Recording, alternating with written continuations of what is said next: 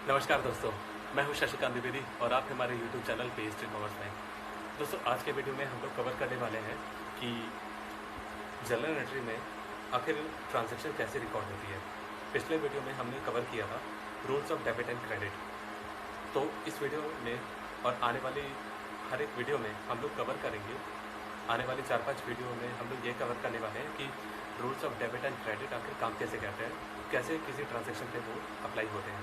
ठीक है, तो चलिए आज का वीडियो हम लोग स्टार्ट करते हैं।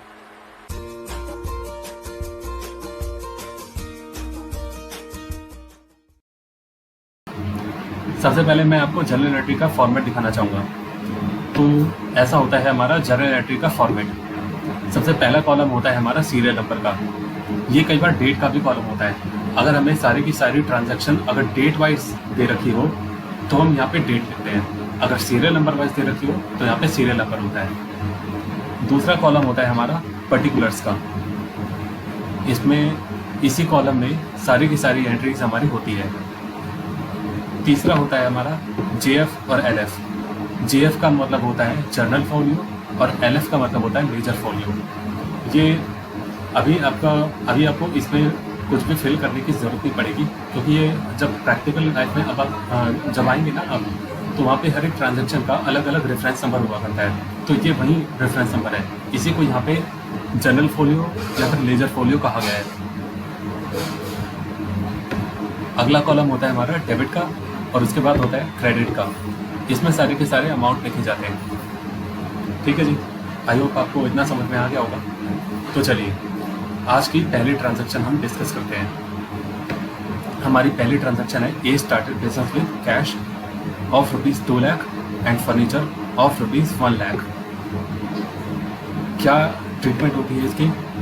Cash account debit to capital. दोस्तों, कैश हमारा एक रियल अकाउंट है, क्योंकि हमने लास्ट लेक्चर में डिस्कस किया था रियल अकाउंट के बारे में। वो क्या कहता था कि all assets and liability are our real account except personal accounts. Personal accounts को छोड़कर सारे के सारे एसेट्स और लायबिलिटी रियल अकाउंट होते हैं। ठीक है जी। और रियल अकाउंट का नियम क्या होता है हमारा? डेबिट वर्ड कम इन, क्रेडिट वर्ड गोज आउट। तो हमने कैपिटल जब इंट्रोड्यूस की है तो हम कैश लाए थे और फर्नीचर लाए थे। तो cash account debit to capital account. और कैपिटल अकाउंट क्यों क्रेडिट हुआ? क्योंकि कैपिटल एक पर्सनल अकाउंट है और पर्सनल अकाउंट का नियम होता है debit the receiver, credit the giver. Capital का जो अमाउंट है वो उसके ऑनर को रिप्रेजेंट करता है। ऑनर ने सारी की सारी कैपिटल लगाई है, तो ये एक तरह से ऑनर्स का ही अकाउंट है। उसको हम कैपिटल अकाउंट के नाम से जानते हैं, क्योंकि हमने बिजनेस एंटिटी कॉन्सेप्ट में पढ़ा था कि एक बिजनेस और उसके ऑनर का अस्तित्व अलग अलग होता है। तो हम ये मान के चलते हैं कि बिजनेस को ऑनर ने लोन दिया है, एक इंटरनल लायबिलिटी है इसकी, जिसे हम कैपिटल कहते हैं। तो डेबिट द रिसीवर और क्रेडिट द गिवर के अकॉर्डिंग ये गिवर होगा हमारा ऑनर। दूसरा क्या लाया वो? फर्नीचर। 1 लाख रुपए का फर्नीचर लाया वो, तो फर्नीचर भी हमारा रियल अकाउंट है, तो ये डेबिट होगा, क्योंकि ये इंक्रीज हो रहा है। इंक्रीज होने का मतलब ये आ ही रहा है, उसको हम इंक्रीज होना ही बोलेंगे। डेबिट वर्ड कम इन, क्रेडिट वर्ड क्लोज आउट। और कैपिटल अकाउंट तो क्रेडिट हो गई क्योंकि ये गिवर है, ऑनर। इन दोनों एंट्रियों को हम कंबाइंड करके भी लिख सकते हैं rather than 2 एंट्रीज। तो हमने किया cash account debit, furniture account debit 2 lakh और 1 लाख, और कैपिटल अकाउंट को भी क्रेडिट किया हमने पूरे 3 लाख से, 2 लाख प्लस 1 लाख। और यहाँ पे हमें नरेशन लिखनी होती है।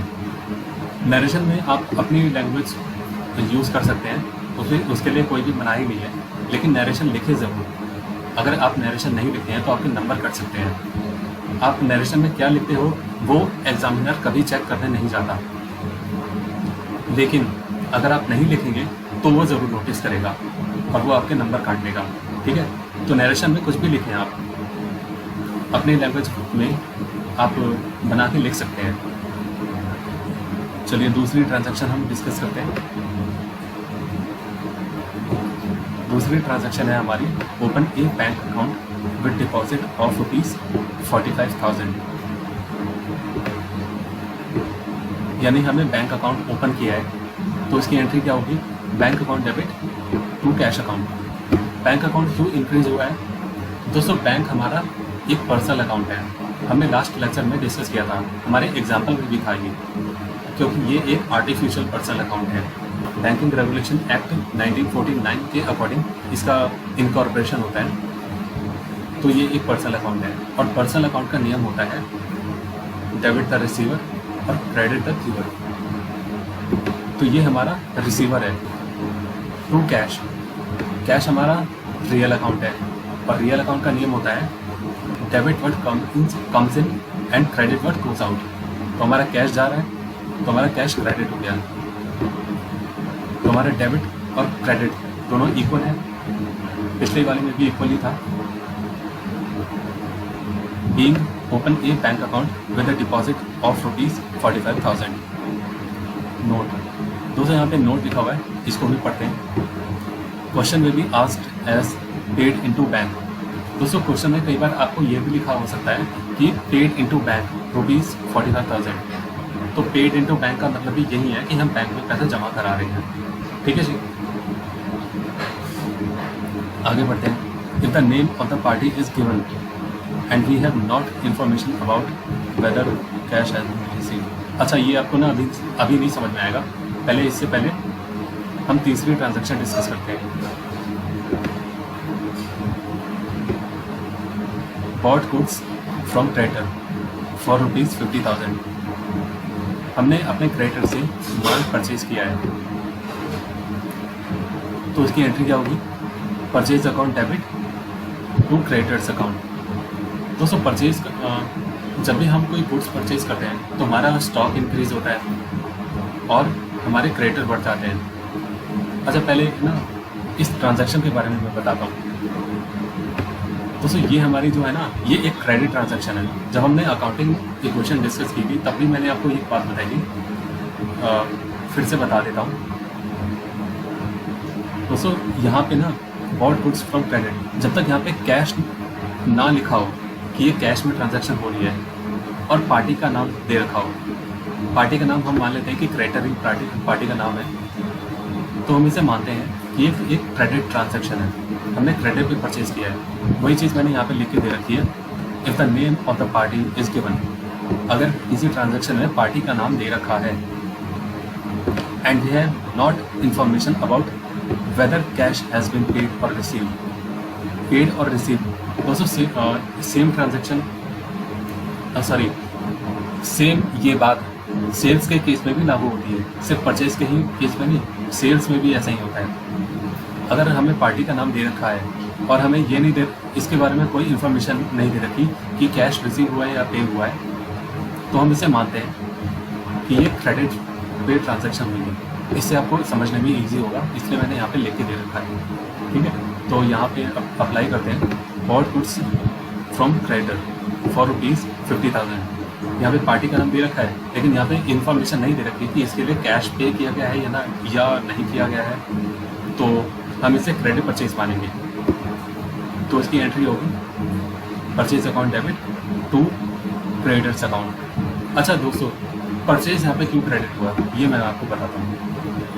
हमारा स्टॉक इंक्रीज हो रहा है, तो जब भी यहाँ पे गुड्स इंक्रीज होता है ना, तो हम यहाँ पे परचेज अकाउंट लिखते हैं। अब ऐसा क्यों बोलते हैं ये तो मुझे भी नहीं पता असल में, क्योंकि बचपन से मैं भी यही पढ़ता आ रहा हूँ। ये असल में हमारा ऑर्डिनरी जो हमारा एक कस्टम्स है, जो हमारे रिवाज है अकाउंटिंग के, उसके अकॉर्डिंग अब तक ये यही चलता आ रहा है। हम अभी तक परचेज, जब से अकाउंटिंग बना था ना, तब से हम परचेज अकाउंट को ही क्रेडिट करते थे। तो अभी भी हमें तो एग्ज़ाम के पॉइंट ऑफ व्यू से भी हमें परचेज अकाउंट ही लिखना चाहिए, ना कि गुड्स अकाउंट या फिर स्टॉक अकाउंट। ऐसा कुछ नहीं लिखना है, हमें लिखना है परचेज अकाउंट। ठीक है जी, परचेज अकाउंट उन गुड्स के लिए जो ऑर्डिनरी कोर्स ऑफ बिजनेस में हम खरीदते हैं, ठीक है जी, ऑर्डिनरी कोर्स ऑफ बिजनेस। तो परचेज हमारा एक रियल अकाउंट है। रियल अकाउंट का नियम क्या होता है, डेबिट वर्ड्स कम इन, क्रेडिट वर्ड क्लोज आउट। तो हमारा स्टॉक आ रहा है तो हमने इसे डेबिट किया टू क्रेडिटर। क्रेडिटर हमारा पर्सनल अकाउंट है, तो पर्सनल अकाउंट का नियम होता है debit the receiver, credit the giver. Creditor हमारा गिवर है तो ये क्रेडिट हो गया, ठीक है जी। Being goods, being bought goods from creditor for ₹50,000, ठीक है जी। अब आगे बढ़ते हैं। अगली ट्रांजैक्शन है हमारी purchase goods from creditor for ₹20,000 for cash. दोस्तों यहाँ पे लिखा हुआ है साफ साफ कि ये कैश में परचेज हुआ है, तो बात ही खत्म। ये हमारी ट्रांजैक्शन परचेज की है, तो इसकी एंट्री होगी purchase account debit, debit words come in and to cash या बैंक अकाउंट जो जिससे भी पेमेंट की गई हो,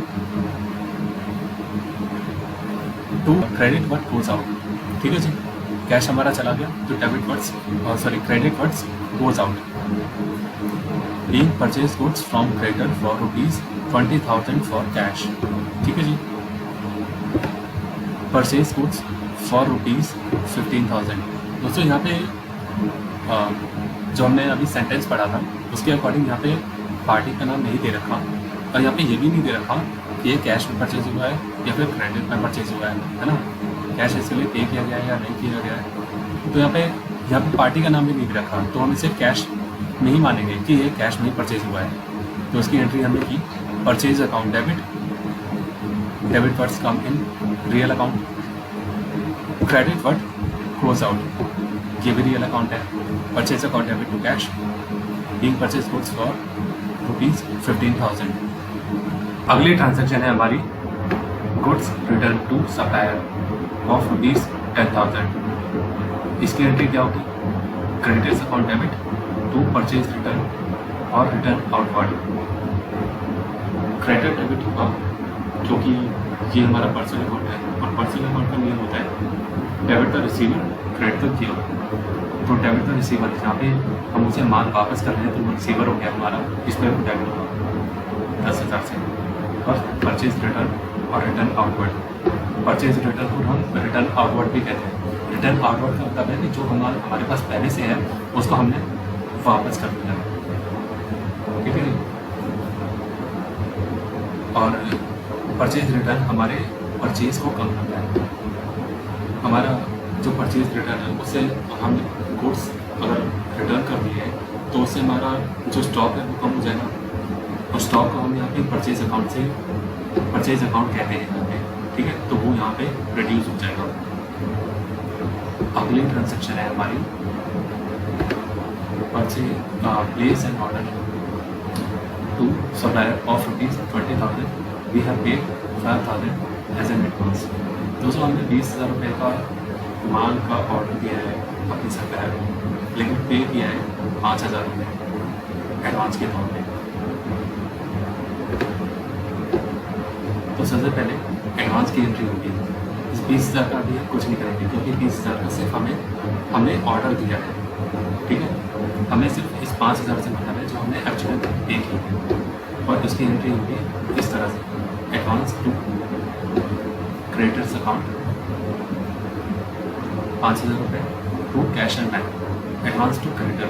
ये हमारा एक पर्सनल अकाउंट होगा क्योंकि हमारा जो क्रेडिटर है यहाँ पे रिसीवर है, हमने उसको पैसे दिए हैं, वो हमारा रिसीवर होता है। तो पर्सनल अकाउंट का नियम होता है debit the receiver and credit the giver to cash and bank. यानी कैश एंड बैंक हमारा रियल अकाउंट है, तो रियल अकाउंट क्रेडिट कब होता है जब क्रेडिट फंड्स गोज आउट, ये उसका नियम होता है, तो इसलिए कम हो गया। Being placed an order to supplier of ₹20,000 अब बात आती है जब हमें गुड्स एक्चुअली में डिलीवर होगा, जब हमें पास एक्चुअली में, क्योंकि अभी तक हमने एडवांस दिया था, हमारे पास गुड्स नहीं आया था, ठीक है। अब जबकि गुड्स आ गया है तब इसकी एंट्री क्या होगी, परचेज अकाउंट है 20,000 से जो हमने पहले से एडवांस दे रखा था उसको हम यहाँ पे लिखेंगे टू एडवांस टू क्रेडिटर। अब वो अकाउंट क्लोज हो जाएगा। टू कैश एंड बैंक, हमने 5,000 रुपये पहले दे रखे थे, अब हमें कितना पे करना है? 15,000। ठीक है जी। तो इस तरह से ये entry being received goods from suppliers।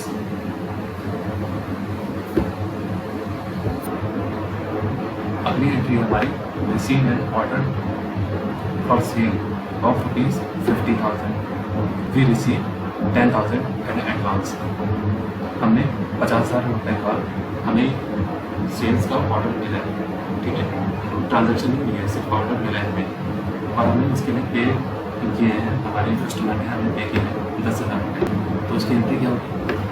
Cash and bank account debit 10,000 to advance receive from customer account.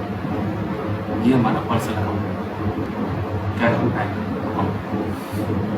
ये हमारा रियल अकाउंट है, तो रियल अकाउंट का नेम होता है डेबिट और कॉन्सल, और ये क्रेडिट तक की पर्सनल अकाउंट है। जब हम एक्चुअली में उसको गुड्स डिस्पैच करेंगे, जब हम एक्चुअली में उसको गुड्स भेज देंगे, तब इसकी एंट्री क्या होगी? ये जो हमने पहले से एडवांस दे रखा है ये यहाँ पे आ जाएगा। और अब उससे हमें कितना रिसीव करना है? 50,000 का गुड्स था, 10,000 उससे पहले दे दिए थे, 40,000 रुपये अब हमें उससे रिसीव होंगे टू सेल्स अकाउंट। ये ट्रांजेक्शन एक्चुअली में अब हुई है। ठीक है, पहले में सिर्फ एडवांस रिसीव हुआ था। ठीक है जी, आई होप आपको इतना क्लियर हो गया होगा। तो दोस्तों, आपको ये वीडियो कैसा लगा हमें कमेंट बॉक्स में ज़रूर बताएं। अच्छा लगा तो इसे लाइक कीजिए, बहुत अच्छा लगा तो इसे अपने फ्रेंड्स के साथ शेयर कीजिए, और इसे सब्सक्राइब भी कीजिए, और उस बेल आइकन को भी दबा दीजिए ताकि मेरे वीडियोस के नोटिफिकेशन आपको रेगुलर मिलते रहे। वीडियो में लास्ट तक बने रहने के लिए धन्यवाद।